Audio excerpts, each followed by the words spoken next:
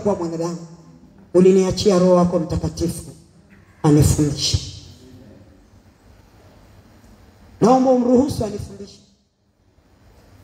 Hata kama siwezi, wako malaika ambao uliweka kwa kila kiumbe chako, hata ambaye hajaokoka.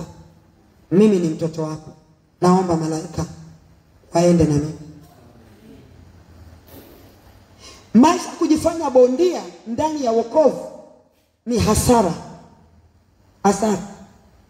Shuka, nyenyekea, uishi na Bwana maisha yaliyobeba furaha, na uweze kusikia ile furaha ndani yako, ukimtafsiri yeye kwa furaha iliyo ndani, iliyojianika kwenye paji la uso wako. Watu wakikuona wanakuona unacheka, unafurahi. Hauna shida na mtu, una ugomvi na mtu, una korosho na mtu kwenye moyo wako. Bwana Yesu asifiwe sana. Tengeneza mambo haya yaweze kukaa vizuri. Kila mmoja ataenda mbele za Mungu kwa ajili ya kusema naye. Utakatifu ni sifa yake Mungu, lakini kama nilivyosema hatuwezi kuiona ila tunatambulisha kwa maisha yetu. Andika Walawi 11. Sitasoma maana sasa hivi nataka nimalize na sisome, tenda kusoma mwenyewe. Walawi 11 mstari wa 44. Nazungumza habari ya utakatifu wa Mungu. Waraka wa kwanza wa Petro sura ya kwanza mstari wa 15 mpaka 16, aliposema imeandikwa kwamba mimi ni mtakatifu na imewapasa nyinyi kuwa watakatifu. Hapo hakuna ombi. Hiyo ni lazima. Unataka kuwa na Mungu? Hiyo lazima. Na Walawi sura ya 20 mstari wa 7. Walawi 20 mstari wa 7. Waraka wa kwanza wa Petro sura ya kwanza mstari wa 15 mpaka 16.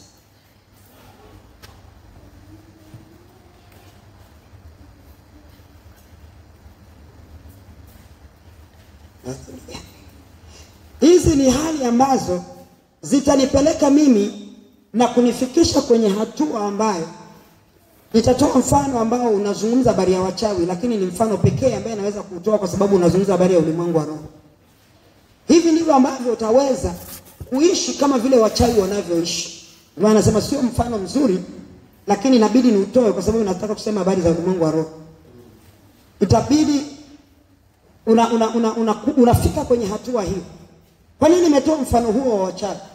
Nimetoa mfano wa wachawi kwa sababu mchawi anaweza kaenda kokote wakati wowote kulingana na nini anachoenda kufanya. Anaweza kafanya chochote kulingana na ule uweza ulioko ndani yake kutoka kwake yule ambaye aliyemwezesha. Na uweza huo umebeba uhalisia wa kiutendaji. Kwa hiyo uweza huo unafanya kazi. Ndio maana ukienda kwa mchawi atakuwekea maji kwenye sijui nini beseni. Sura ya mtu aliyoko kule London unaiona hapa. Ni ule uweza wao kwake inafanya kazi. Sasa kwetu neno la Kristo ndio maji yetu ya uzima. Nataka kumuona Kristo. Hakikisha hapa kwenye neno ndio mahali kioo chako cha kumtazamia, cha kuonana naye, cha kutaka kumuona, ili uweze kusafiri masafa ya ulimwengu wa rohoni kwenye ulimwengu wake yeye aliye Bwana na Mwokozi wa maisha yako. Kama mchana anaweza akasafiri kwenye ulimwengu wa roho akaenda mpaka kuzimu akarudi, unaweza wewe kufikishwa mbinguni na ukarudi. Sio lazima mpaka ufe. Unaweza akakuita faraga, mkakaa mkazungumza naye, akakueleza habari nyeti. Ndio kile ninachopiga kelele kila siku nikisema. Akakueleza habari zinazokuja kutokea, akakueleza hivi, akakufundisha hivi, akakuelekeza. Inawezekana. Hatua ya kwanza tumesema ni kwenye kitabu. Hatua ya pili hiyo tunaokwenda kuingia huko sasa ni hatua ya kuonana naye katika uhalisia wa damu na nyama. Kuonana naye kabisa. Inawezekana. Na hivyo ndivyo ambavyo ilikusudiwa kwa kanisa. Lakini kanisa mpaka leo hatujaweza kufikia hapo. Wachawi wameweza kufika hapo. kwenye ufalme wake. Kitu gani kimetufanya sisi hatujafika hapa? Wachawi hawajichanganyagi. Chochote walichopewa kaambua hii ni mwiko, kwao ni mwiko, hawakitumii. Kile ambacho sisi tumepewa hii ni mwiko, ndio tunakikimbilia. Kwa hiyo ni ngumu kwetu. Sasa unataka kuvuka na kuingia, uwe tayari kuyaishi maisha yanayotafsiri utakatifu wa Mungu katika miiko.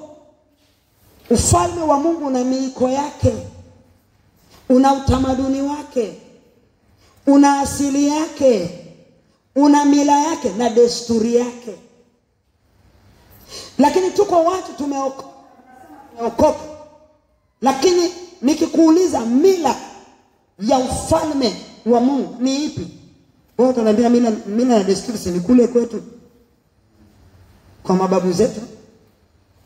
Lakini tuna mababu zetu na sisi katika roho. Sisi tumetokana na uzao wa Ibrahimu. Yeye ni baba yetu katika roho, ambaye aliachiliwa kwa ajili ya kubeba kanisa akiwa baba wa Israeli. Kanuni alizoishi nazo Ibrahimu ni zipi? Alipoambiwa toka, alitoka. Chochote alichoambiwa mtoe Isaka, alimtoa. Hakuuliza maswali. Leo we sadaka tu ya shilingi 1000 utahoji na kusahau ni nani alikupa hata hiyo 1000 yenyewe unayoihoji hapo, ndio uweze kutoa. Utazungusha, utapeleka hivi. Sasa nikitoa hii na 500 sina nauli. Niliendaga Nairobi kuhubiri huko mahali kunaitwa Kiambu. Sina pesa. Na msubiri mdogo wangu aje akanichukue. Msichana alikuwa anakaa huko. Nauli hata nikiambiwa niondoke, no, nilikuwa nayo 500, nilikuwa na 1000. Sasa sadaka inapita na ni noti moja ya 1000. Nikasema hapana. Mimi niko hapa mbele kwa watumishi. Alafu kikapu kipite. Nikasema Bwana Yesu, unajua mimi sitaki kujishauri. 1000 niko Kiambu, ni kama vile niko Morogoro. Alafu sijui nafikaje Kibaha. Alafu ni usiku. Huyo dada kama amechelewa kuja. Kwa mimi nimekaa tu hapo. Ibada ishaisha, watu wameenda, mimi nimekaa hapo. Naona yule askofu ametoka kwa ofisi kwake amekuja. Mtumishi wa Mungu, naomba nikubariki na hii. Bwana Yesu asifiwe sana. Kubariki na hii. Nikapata pesa. Kwa sababu sikujishauri. Leo hii mtu anakuja kanisani ameokoka, anatafuta chenchi kwa mshihiri. Anatoa kwenye sadaka alafu anataka apewe chenchi. Sio kwa mshihiri. Sio kwa Mwarabu. Sio duka la Mchaga. Kama umekuja kununua kitu alafu unataka chenchi. Jipange huko nyumbani kwako. Kama ulikosea kujipanga huko, haikuwa makosa, ndivyo alivyokusudia Mungu. Yoyote uliobeba ndio alitaka upeleke. Kwa usitafute chenji kwenye kikapu cha sadaka. Na ukiacha kutoa umefunga mlango. Kuna mtu analeo mimi nasema nini? Sisemi hayo kwa sababu niko hapa kanisani mseme kama nataka pesa. Hapana, mimi huko nilihama. Huko tulihamaga. Hatuko huko na tuchungulii kikapu. Tunamtazama yeye aliyecho. Ana njia zake nyingi anazofanya. Bwana Yesu asifiwe sana. Kwa hiyo Mungu anaweza. Hatuwezi kuwapa wachawi mpaka tunawaogopa kwa sababu ya yale wanayofanya na hali hayo wanayofanya. Huyo bwana wao ni kwa sababu aliachwa naye. Lakini uweza huo tulijifunza sijui juzi nikasema utukufu ndio uliondolewa kwake. Uweza alibaki nao. Ndio maana anatesa nao watu. Sasa aliyempa huo uweza akamwacha nao ni nani? Si ni Mungu. Sasa yeye mwenye uweza huo ambaye shetani anautumia kwa wachawi wanaweza kufanya hivi. Si zaidi yeye ambaye ndio mwenyewe. Kuna mtu anaelewa mimi nasema nini? Ndio nasema wakati ule nilikuwa natafakari, nasema sasa mimi hapa silali. Sasa mimi kwa nini silali? Sasa mimi kwa nini silali? Yaani niliona kama nilikuwa nimekesha kwa mfululizo. Nikasema hapa nilale nitakuwa. Alikuja akasema alikuwa nawaza ndani yangu. Wanasemaga mtu lazima alale masaa 8. Sasa mimi nikihesabu wiki nzima hii, nazungumza ndani ya moyo mwenyewe. Nikihesabu wiki nzima hii ndio nafikisha masaa 8 kwa wiki nzima ambayo ni usiku mmoja. Hapa si naweza kuja kuugua. Sasa hiyo nikasikia, nani alikwambia hayo? Aliyekwambia hayo alisoma akajifunza. Mimi ndio mwenye muda. Nilisimamisha jua kwa nani Joshua, nilisimamisha mvua kwa Elia. Kukaa kwako wiki nzima, mimi nahesabu nimekaa wiki nzima, mbele za Mungu nimekaa siku moja. Sema kila kitu kimekuwa held, kimeshikiliwa kwa wiki nzima nikiwa macho bila kulala. Nilikuwa kwenye kazi yake. Kwa hiyo alirudisha nyuma, akazuia mpaka nimalize. Kama ilivyokuwa kwa Joshua, akazuia jua mpaka vita ilipoisha. Akaambia jua lisije likatembea. Sasa huyo ndio Mungu habari zake ambaye tunataka jioni ya leo atutendee. Ni vizuri ukamfahamu kabla ya kwenda kumuomba. Usipomfahamu utamuomba kwa mazoea. Nataka leo ubadilishe mfumo. Umuombe kwa mazoea, umuombe kwa namna fulani. Nataka kukupa vitu 4 niondoke hapa. Sitavifafanua, hivi unaandika tu. Katika hizo hatua, maana tuko kwenye zile hatua. Hizi hatua za kuingia katika kipengele hiki, achana kuwa na urafiki na dunia. Tulisema huo urafiki na neno.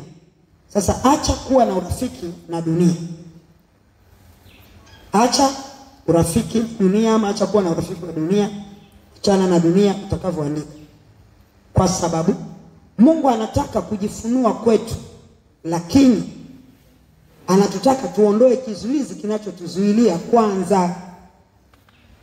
Na kwenye maombi tutaongoza maombi ya rehema, alafu kila mtu ataomba mwenyewe. Mtasimama mahali palipobomoka. Utaandika Yakobo 4:4. Yakobo 4:4. Anataka tuondoe kizuizi kinachotushikilia kwanza. Kizuizi kinachotushikilia kinatuzuia kuingia kwenye hatua tunaotakiwa kuingia, hata ndio tuingie kwenye hatua nyingine na nyingine na nyingine. Sasa hizi hatua 4 ni hatua ambazo zinafanya kazi kwa namna ya tofauti. Nilieleza kidogo pale kwa Musa, alafu nikasema nitakuja kueleza. Ndio hicho nataka kukieleza. Kwa sababu nishakielezea kule kwa namna ile. Hapa nataka kuvitaja tu na kueleza. Hatua hiyo ya kwanza ambaye kule kwa Musa tulisema kwamba Musa aliona moto. Kama unaona lakini sio katika hali nzuri. Hatua hii ya kwanza ni hatua ambayo mtu anaishi na dhambi za kuonekana. Dhambi za kuonekana ni zile dhambi zinazotendwa katika mwili. Mtu ni mzinifu, mtu ni muongo, maneno anatoa ni uongo kama tulivyoona pale. Na hivyo tu hizo dhambi za namna hiyo, tabia mbaya na mambo mengine. Hii hatua ya kwanza ambayo ili uweze kumsogelea Mungu na kuanza safari na yeye, hicho ndio cha kwanza.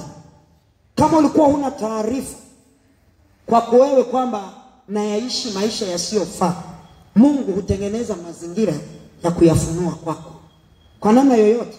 Unajua Mungu hajui aibu. Aibu ni sisi tunazijua. Mungu hajui aibu. Mungu anaweza kuwa ndo anakutengeneza, wewe unaona anakuaibisha. Yeye anajua mimi nakutengeneza, wewe unaona naaibika. Kwa hiyo mnapishana, kwa sababu yeye hajui aibu. shida yake ni nafsi yako iingie mbinguni. Huku duniani haelewi aibu maana yake wewe unamaanisha nini kama ni aibu. Bwana Yesu asifiwe sana. Sasa hiyo hali, dhambi zinazoonekana kwa nje, dhambi zinaitwa ni dhambi za matendo, kwa sababu mwili unahusika kwa 100% kutenda. Hivyo kuchukua cha mtu, kinywa kusema, usijui umesengenya, usijui nini, hivyo umeenda kufanya zinaa na kadhalika. Hizi dhambi za kutendwa ndio zinakuwa za kwanza kufunuliwa. Kwa hiyo mtu yeyote anayetaka kutembea na Mungu, kuna wengine ambao unaweza kukubaliana na mimi kwa sababu aliyeshapita, ilishafanyika kwako. Kwangu ilifanyika. Hizo hatua nilishapita. Unaona kabisa, ulikuwa unajiona unaenda vizuri, unajiona kila kitu vizuri, unaingia mahali unasema mbona mimi kama mbele sijaokoka. Kile ambacho ulikuwa unaona wewe ni sawa, unakifanya kwa nje. Sasa unaona mbona mimi kama mbele kwa sijaokoka, kwa sababu kimewekwa wazi. Sasa kinapofunuliwa ni ili ukishughulikia, uanze kutembea naye. Hizo ndio hapa. Ili ukishughulikie, uachane nazo, ndio uingie hatua nyingine ya pili. Mungu haji tu ya tukuvaa. Ndio kuna watu wengine wanakata mwaka mzima wakiwa bado wanafunguliwa. Sababu inategemea ni kwa kina gani na kwa jinsi gani mtu huyu alikorogeka humo ndani. Kwa hiyo ni hatua ambayo ni ya kwanza, na hatua hiyo inafunuliwa dhambi za kutenda. Kama ni zinaa, umezoea zinaa, yatakukuta mengine na mambo mengine. Unakuta mtu alikuwa anafanya zinaa asili, mara leo kana na tumbo. Jamani, yule ameokoka, ana mume, mbona ana mimba? Hizo dhambi za kutenda sasa zimefunuliwa kwa njia ya mtoto, kwamba ule sasa wewe matunda yako. Bwana Yesu asifiwe. Lakini ya pili, hatua ya pili haiji mpaka hatua ya kwanza imetekelezwa. Kwa Mungu hakuna mzaa. Kwa Mungu hakuna kubypass. Kwa Mungu huwezi kusema naruka hii inaona kama ni nzito siwezi. Kwa Mungu afanye hivi. Hatua ya pili inafanyika kwa sababu hatua ya kwanza imekamilika. Dhambi za nje za kuonekana zenye kutendwa zisipoondoka huwa zinaendelea kufunika dhambi zingine ziko ndani. So dhambi ukisikia uchafu kuna vitu vingi tumevibeba. Sasa kuna kwa na hizi dhambi za nje, alafu ukitendea kazi hiyo, na sio wewe ndio ukasema nasikia amani ndani ya moyo wangu, nimeomba sasa nasikia amani. Hatuendi hivyo kwenye hili. Ni yeye atathibitisha. Utamuona na kuingiza kwenye hatua ya pili. Maana hawezi kukuingiza kwenye hatua ya pili kwanza bado kuna vitu viko penye. Tajikuta unazunguka tu hapa. Kwa sababu kuna kitu ambacho hakijakamilika. Kwa hiyo hatua ya pili ni hatua ya utakaso. Hatua hii inaitwa ni ya utakaso. Hii imebeba dhambi ndogo ndogo ambazo zinahitaji damu ya Yesu kwa ajili ya kutakasa nafsi, ili akili hivyo.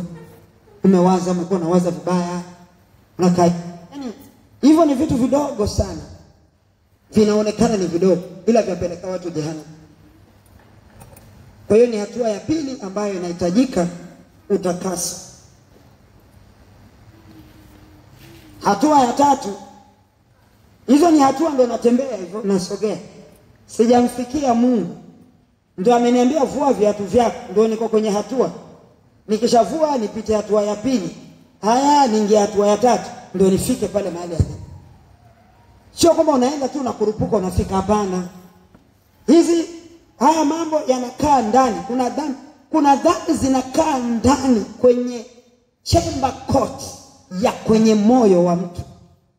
Kuna roho na mapepo wanakaaga hapo na wana uwezo wa kustahimili uwepo wa Mungu. na wakaingia kanisani na uwepo wa Mungu ukawa mkali sana, lakini wamekaa wamekula kobisi. Siku ya siku yule akishavuka zile hatua, ndio unaona siku unashangaa ngumi za mapepo, kwa sababu kwani ilikuwaje? Huyu msiku tunamwona yuko salama. Chemba kote. Hizo ni hatua. Hizi kwa nini zimekaa ndani? Maana zina uwezo wa kustahimili. Hizi hazina uwezo. Hizi ni za haraka haraka kuondoka. Ndio hizo ambazo tunazifanyia sisi uwepesi wa toba, tukifikiri kwamba ndio tumemaliza. Lakini hatuwezi kumsogelea Mungu. Sasa hatua hii ya tatu, ya pili tumesema ni utakaso. Hatua ya tatu ni kuingia patakatifu pake. Mpaka dhambi ya kwanza hii inaonekana ya nje, mpaka dhambi hizi ndogo ndogo ambazo zinastahimili kule ndani zinafunuliwa, sijapaingia patakatifu pake bado. Aliko yeye ndio naelekea hapo. Kwa hiyo mahali patakatifu, mahali hapo tena panafunua kuna dhambi ambazo niliwapaga mfano fulani, nikasema nafikiri ni darasani, nikasema kuna mtu mmoja alichukuliwa akapitishwa nafikiri kwenye hatua kama hizi, lakini kila mahali alipita aliona anapita tu. Kwenye dhambi za kimwili anapita, si nini anapita, kwenye mashini ya mwisho anaona wanapita kwa sababu dhambi iliyokuwa ndani yake ilikuwa haionekani. Ilipofika kwenye mashini ya mwisho, kama vile tunasema microscope, ikaona doa. Mlango wa mwisho alishindwa kuvuka, akarudisha. Malaika muuliza, umewezaje wewe kukaa na dhambi hii moja tu bila kuitubia?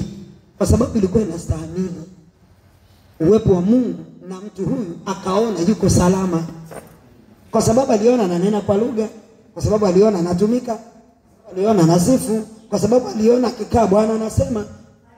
Mazingira yaliyokuwa yanamzunguka yamefanania kwamba yuko salama, lakini alishindwa kuingia.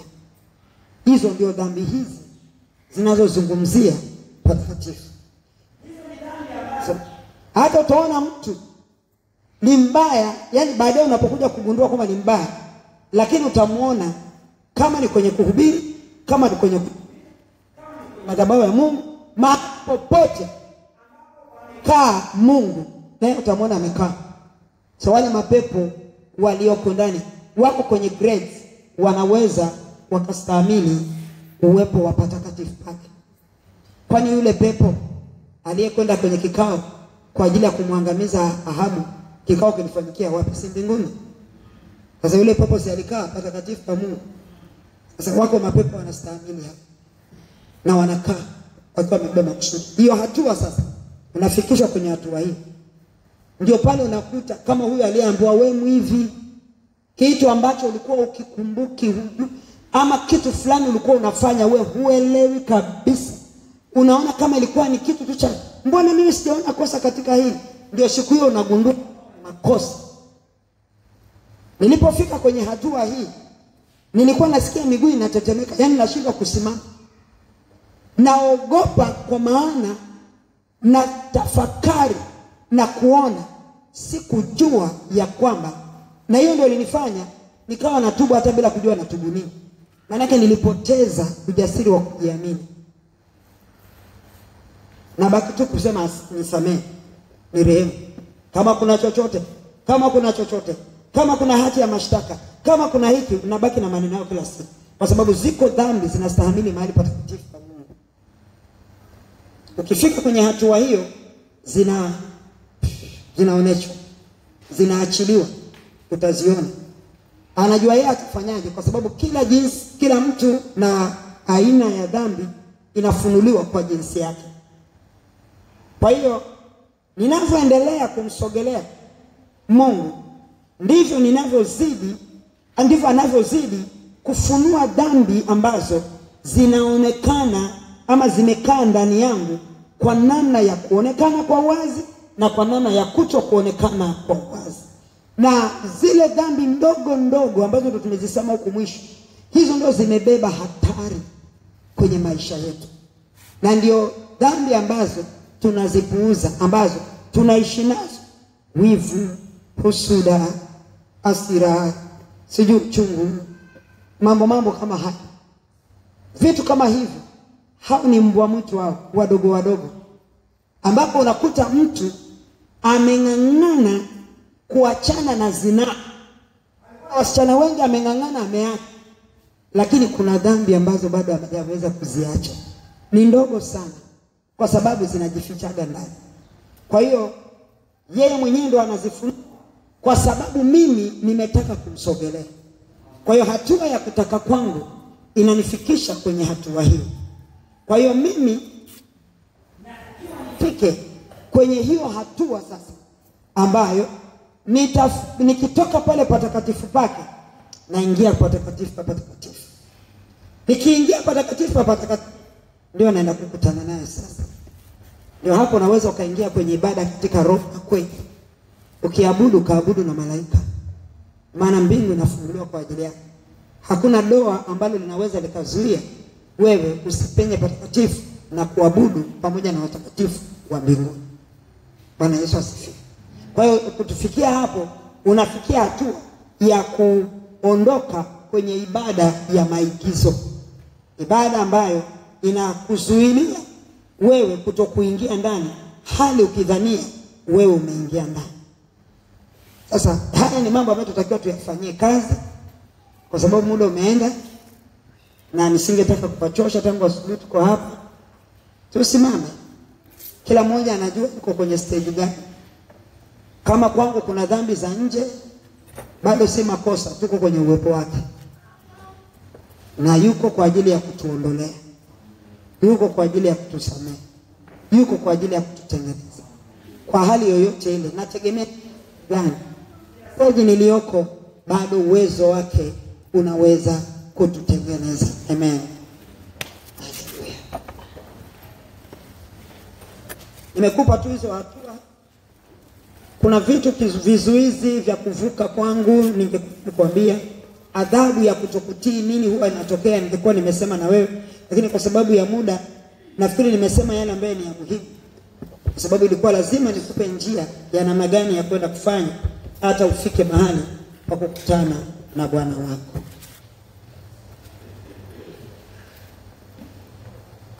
Na ukifika utendee kazi, iwe ni sehemu ya maisha. Mambo ya kwenda kanisani na notebook uache, kanunue kitabu uone. Mambo ya kwenda kanisani na Biblia ya kwenye simu acha, nunua Biblia yenye maandishi. Simu inatumika na vitu vingi. Shetani amewekeza vitu vingi sana hapo ambavyo wewe huna control navyo. Tafuta Biblia kama Biblia. Tengeneza mazingira yako ya kuishi mbele za Mungu na heshima yake, yeye aone kwamba wewe unamheshimu. Kwa sababu kama mtoto anatakiwa kwenda shuleni na uniform, na mzazi usemi kabisa kwamba nampeleka tu na hii suruali ya blue hata kama ni ndefu, nampeleka naye, unahakikisha amepata proper uniform. Na kwa Mungu ndivyo inavyotakiwa.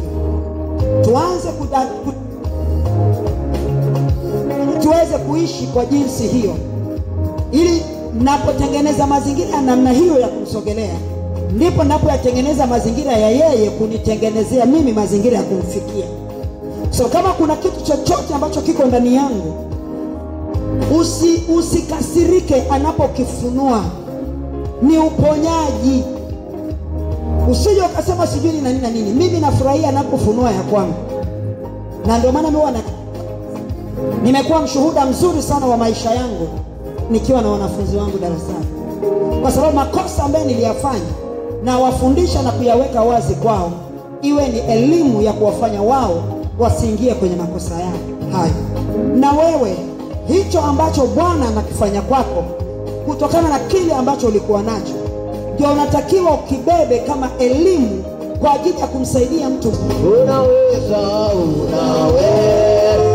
kufanya, unaweza kutenda mambo makubwa.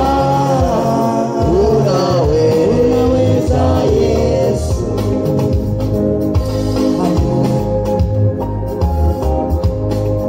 Nitasoma kile ambacho nimepewa kusoma, lakini nilichoambiwa ni kwamba wasomee hiki kwa sababu mimi nilishafanya. Wakati tulikuwa tunaimba hapa mchana, tunazunguka hapa, anasema nilikuwa nashughulika na watu, nimeshafanya, ila wasome. Amenipa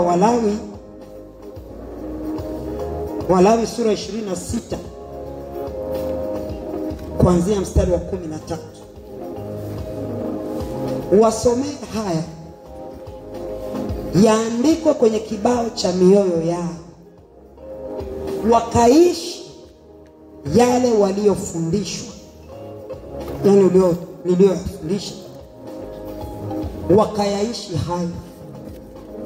Wasipoyaishi hayo kwa kuacha kutii, basi haya unaowasomea ndio watakutana na. Bwana Yesu asifiwe. Nitasoma alafu tatuwekea tu wimbo wa kumsifu Mungu, tumsifu Mungu. Mimi nitakuwa nimemalizia hapo, sababu kama yeye amemaliza kazi yake, sitakuwa na kitu cha kuongezea. Anasema kwenye Mambo ya Walawi sura ya 26 kuanzia mstari wa 13. Anasema, mimi ndimi Bwana Mungu wenu niliyewaleta mtoke katika nchi ya Misri, ili msiwe watumwa wao. Anamaanisha nini hapa? Yeye aliyetutoa dhambini. Nami nimeivunja miti ya kongwa lenu, nikawaendesha mwende sawa sawa. Lakini msiposikiliza wala hamtaki kufanya maagizo hayo yote, nanyi mkizikataa amri zangu, na roho yenu ikichukia hukumu zangu, hata ikawa hamtaki kuyafanya maagizo yangu yote, bali mwalivunja agano langu, mimi nami nitawatenda jambo hili. Nitaamrisha uje juu yenu utisho, hata kifua kikuu na homa zitakazoharibu macho yenu na kuidhoofisha roho, nanyi mtapanda mbegu yenu bure, kwa kuwa adui zenu wataila. Nami nitauelekeza uso wangu kinyume chenu, nanyi mtapigwa mbele ya adui zenu. Hao wawachukiao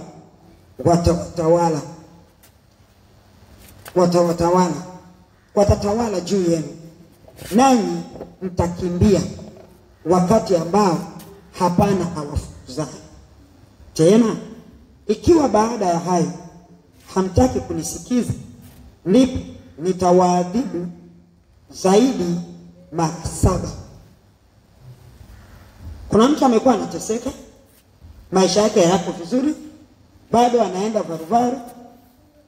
Hiyo ni kutokana na yeye kuishi kwake. Sasa anasema amekuleta hapa, umemsikia akisema nenda katendee kazi. Usipoitendea kazi, hayo ambayo umekuwa ukiyaona, hayo ambayo umekuwa ukiyaishi, yanakwenda kuongezeka mara 7.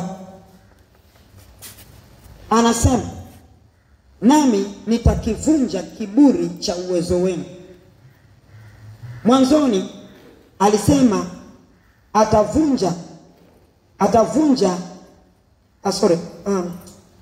alisema msiposikiliza kwa hapa juu.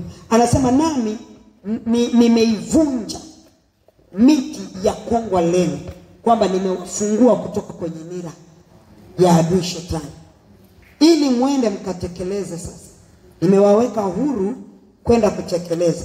Msipotekeleza, hicho kiburi kilichokaa ndani yenu cha kuwafanya msitekeleze niliyowaambia mimi, sasa Mungu nitashughulika nacho. Nitashughulika na hicho kiburi, nitakivunja kiburi cha uwezo wenu. Ndio anasema nami nitazifanya mbingu zenu kuwa kama chuma, kwamba hata ule mlango mdogo ambao ulikuwa unakuwa wazi kwa ajili yangu utafungika, hautaonekana. Mbingu kwangu itakuwa chuma isiyoweza kupitisha chochote kutoka kwangu kwenda, kwa maana maombi yangu hayatasikilizwa, yamefungiwa, na ya kwake yaliyotakiwa kutoka kwake kunifikia hayawezi kunifikia, kwa sababu amefunga mbingu yake kwa ajili yangu. Anasema na nchi yenu kuwa kama shaba. Utalima, ardhi itakuwa shaba, jembe halitapita chini, mazao hayatatoka, kwa sababu mazao hayazaliwi kwenye shaba, chuma ama kitu chochote ama bati. Zao linazalika kwenye ardhi. Ataigeuza ardhi ya nchi iwe shaba, isitoe mazao. Ni biashara nilikuwa nategemea, haitatoa mazao. Ni kazi nilikuwa naitegemea, haitatoa mazao yake. Na nguvu zenu mtazitumia bure. Utafanya sana, hautaona matunda. Utahangaika sana, hautaona matunda.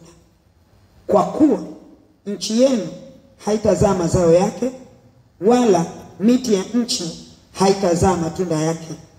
Nanyi ikiwa mwaenenda kinyume changu, wala hamtaki kunisikiza, nitaleta mapigo mara 7 zaidi juu yenu, kama dhambi zenu zilivyo.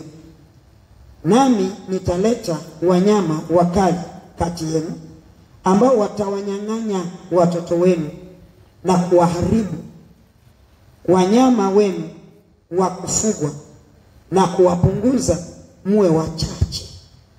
Hesabu yenu na njia zenu zitakuwa ni ukiwa. Kila siku kutakuwa ni kilio. Na huyu ni Mungu anasema, na huwa anafanya. Tunafahamu sote katika taifa la Israeli, walipokataa kumtii Mungu, walikuwa na sanduku la agano, lakini waliomboleza kwa miaka 20. Naweza nikawa nakuja kanisani na nikaweza nikawa naomba, lakini maisha yangu yatabeba maombolezo. Anasema tena, kama hamtaki kurejezwa upya kwangu mimi kwa mambo haya, bali mwaendelea kunishikia kinyume, ndipo mimi nami nitaendelea kuwashikia nyinyi kinyume. Nami nitawapiga, naam, mimi mara 7 kwa ajili ya dhambi zenu. Nami nitaleta upanga juu yenu utakaopatiliza kisasi cha hilo agano. Yani atasababisha mapigo kwa ajili ya kulipiza kisasi cha agano aliloingia nasi, ama anakwenda kuingia nasi, na mimi nikaenda kinyume na agano hilo. Kwa hiyo ni ile ya kwenye Malaki, kwenye swala zima la zaka, anaosema mmelaaniwa kwa laana.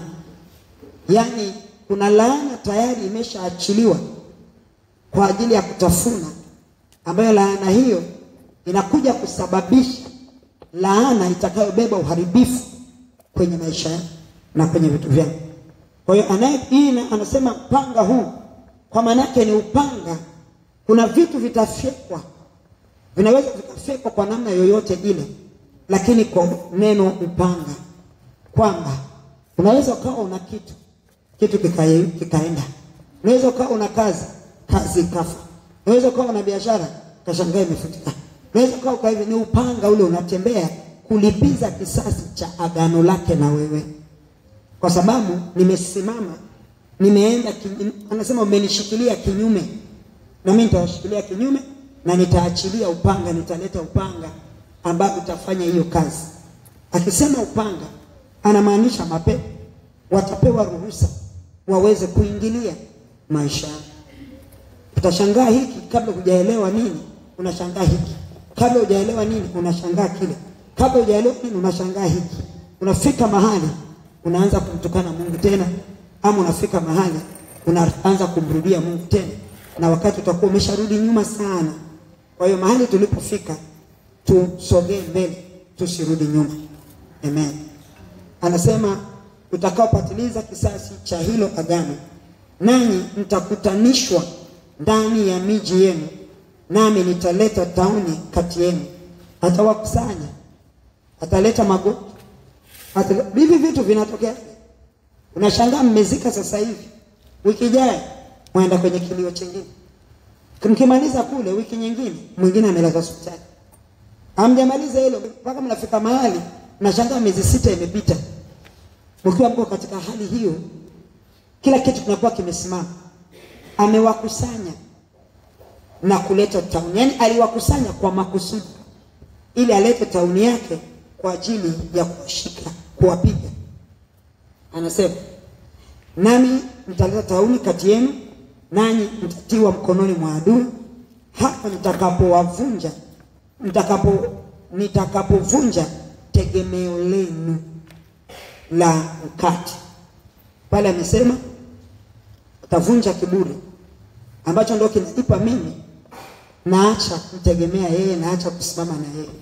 Kwa hiyo atafanya yote, alafu anaenda kubomoa tegemeo langu lote, alafu nifike mahali nikae. Anasema wanawake 10 wataoka mikate yenu katika tanuu moja, nao watawapa mikate yenu tena kwa kupima kwa mizani, nanyi mtakula lakini hamtashiba. Chochote mtakachokuwa unafanya itakuwa hakibebi utoshelevu. Chochote hakitabeba utoshelevu. Ndio hii anayosema. Tena ikiwa baada ya hayo yote hamtaki kunisikiliza, bado tu nimekaza, bali mwaenenda kwa kunishikia kinyume, ndipo nami nitakwenda kwa kuwashikia ninyi kinyume katika ghadhabu yangu, nami nitawaadhibu mara 7 kwa dhambi zenu, nanyi mtakula nyama ya miili yenu. Mtakula nyama ya miili ya wana wenu, na nyama ya miili ya binti zenu mtaila. Maana itasababisha njaa kiasi ambacho hiyo itakuwa hivyo kama alivyoandika hapa. Anasema, nami nitapaharibu mahali penu palipoinuka na kuziangusha sanamu zenu za jua, nami nitaitupa mizoga yenu juu ya mizoga ya sanamu zenu, na roho yangu itawachukia. Atatupa mizoga yetu juu ya sanamu zetu. Kwa maana yake ni kwamba nilikuwa na kazi, natolea mfano, nilikuwa na biashara, moyo wangu kaishia hapa, nikaenda hivyo tofauti kama anavyosema mkanishikilia kinyume. Nitakuja kuiona hiyo biashara, lakini mimi sitakuwa na uwezo wa kuiendesha hiyo biashara. Kwa maana yake ni nini? Kwa maana yake naweza nikaugua, na kile ambacho nilikuwa nakifanya nikawa nakiona na kitazama, lakini siwezi kukifanya. Nimetolea huo mfano, ndio maana yake anamaanisha hapo. Sasa mimi nitoa kwa mfano huu, siwezi kukifanya. Naona, natamani, naona hivi natakiwa iwe hivi, lakini siwezi. Niliona mchezaji mpira mmoja kule Kenya, nililia machozi, ni marehemu sasa hivi. Ile mchezaji mpira nilimuona alipokuwa katika uhalisia wake, akiwa uwanjani anacheza mpira, nguvu alizokuwa nazo, ile energy aliyokuwa nayo. Lakini kaja nikamwona anasukumwa na kigari hivi, wanakaa viwete, amekonda. Kasema huyu mtu ana nini? Ana ukimwi ama ni kitu gani? Kasema ukimwi siku hizo watu hawakondaji tena, maana wanatumia zile dawa zao. Ni kitu gani? Amefika mahali hawezi kuongea. Mke wake anamuendesha na kile kigari. Ni vijana wadogo, hata kuzaa hawajazaa. Msichana achukua birthday yake ya huyo mume wake. Msichana ametengeneza party nzuri, amealika watu. Mwenyewe amevaa vizuri, amevaa vibaya, maana nguo ni fupi. Lakini amevaa vizuri, yani vitu vya thamani na kila kitu. Yuko hapo mwenyewe mchezea mume wake. Mume wake shingo imekaa hivi, hawezi kugeuka, yuko hivi. Mke yuko hapo, hana uwezo wa kumgeukia, kumtazama tu, sio kumgusa. Maana mikono haina uwezo wa kumgusa, macho hayana uwezo wa kugeuka, maana shingo imeshikiliwa hivi. Kwa hiyo utakuwa na kitu ambacho ni kizuri, lakini utajikuta huna uwezo wa kufikia. Yule baba nilikuwa namuona jinsi ambavyo anaumia ndani kwa ndani, lakini ndio hawezi kufanya kitu. Inabakia iwe hivyo. Nimalizie hapo, nisielezee vitu vingine. Sababu nitaka kueleza tu hiyo part ya kuonyesha nini maana yake hii. Kwa hiyo yule baba baadaye alikuja akafa. Sasa anasema, nami nitaifanya miji yenu iwe maganjo, kwa maana yake iwe mahali, na mahali penu patakatifu nitapatia ukiwa, wala sitasikia harufu ya manukato yenu yapendezayo. Utakuja kanisani utaabudu, utakaa nyumbani utaabudu, utatoa sadaka yako, kila kitu kitaishia hewa, kwa sababu aliutaka moyo wako kwanza, na wewe ulishindwa kumpa kwa kushindwa kukubaliana ama kuishi katika mapenzi yake na matakwa yake. Kwa hiyo vyote mtakavyokuwa na vifanya vitahesabika sifuri mbele yake. Kwa hiyo leo nataka niseme, hakikisha uondoki hapa ukiwa na chochote katika hivi ambavyo nimezungumza hapa. Nitakupa tu nafasi ya dakika kama moja mwenyewe useme neno lolote na yeye baba yako, lile ambalo unataka kusema. Lakini kwenye kufanya anasema alishafanya, ila katika kuendelea ametuwekea tahadhari. Tuliokaa mahali hapa siku 3 yamebeba uhai wa maisha yetu, na tukayatendee kazi. Nenda mbele za Mungu, mweleze unachotaka kusema naye. Hata kama unataka kumwambia sikutaki tena, mwambie. Kama unamwambia mimi sasa ndio, mwambie. Naomba tuwekee Mungu ili waombe, alafu tumalize. Takatifu.